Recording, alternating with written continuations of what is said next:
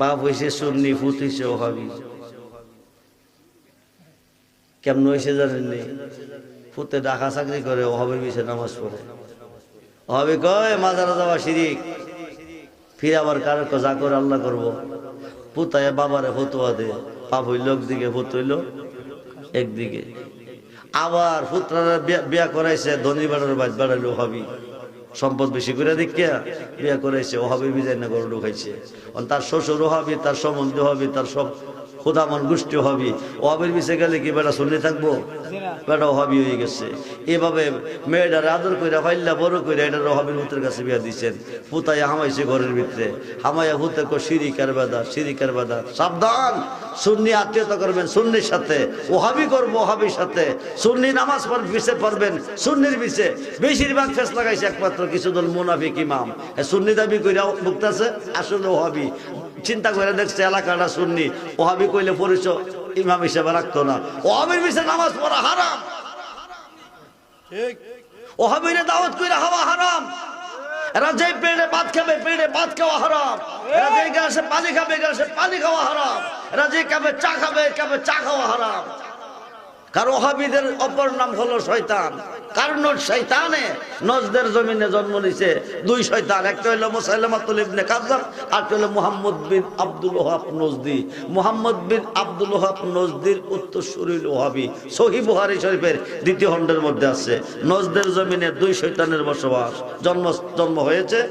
এরা এই দুই শয়তান হইতে পৃথিবীতে ফিতনা বাতা সৃষ্টি হবে, আমার নবীজি বলেছে।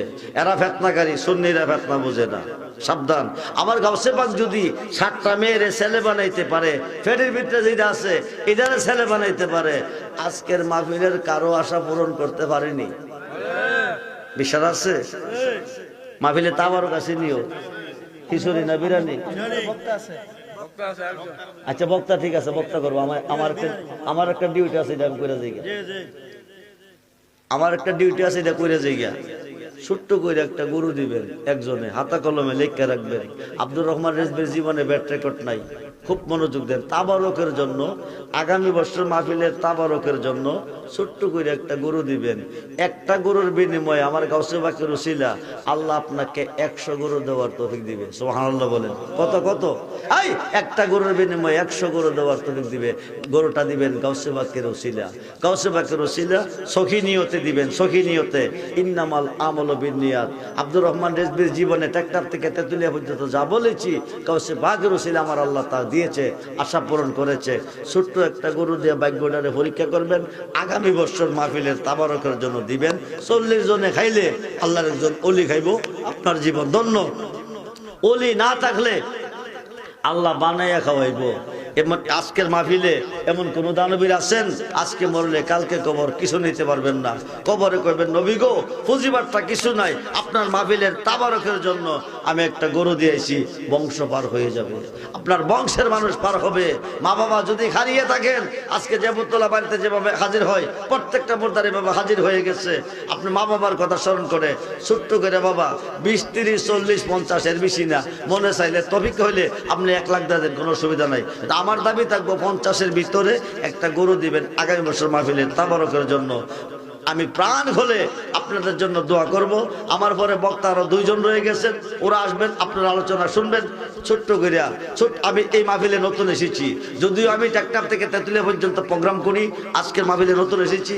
রেজবি সাহেব বলে গেছে কি পাইছি, ভাগ্যটার একটু পরীক্ষা করেন। যা হারিয়েছেন তা ফিরে পাবেন, যা হারিয়েছেন তা ফিরে পাবেন। গাউসে পাকের উসিলা, গাউসে পাক যদি 7টা মেয়ের ছেলে বানাইতে পারে, পেটের ভিতরে 8 মাসের মেয়েটার ছেলে বানাইতে পারে, আপনার আজকের কোন আরজি আল্লাহর কাছে রাখলে সে আরজিটা গাউসে পাক কবুল করতে পারে। 1 সেকেন্ডের ভিতরে আগামী বছর মাহফিলে তাবারকের জন্য গরুটা দিয়ে দিবেন। আমি প্রাণ খুলে দোয়া করে যাব। একটা মানুষ কাত তুলে দেখান, জীবনে বহু টাকা নষ্ট করছেন, মার্ডার করে দিয়েছেন 20 লাখ, মাথা ভাড়াই দিয়েছেন 5 লাখ, আর্জেন্টিনা ব্রাজিলের খেলা দীক্ষা দিয়েছেন হাজার হাজার, উপায় নাই। গাউসে পাকের মহব্বতে আগামী বছর মাহফিলে তাবারকের জন্য ছোট্ট করে একটা গরু দেন, অভাব থাকবে না, অভাব থাকবে না, অভাব থাকবে না, নিঃসন্দেহে।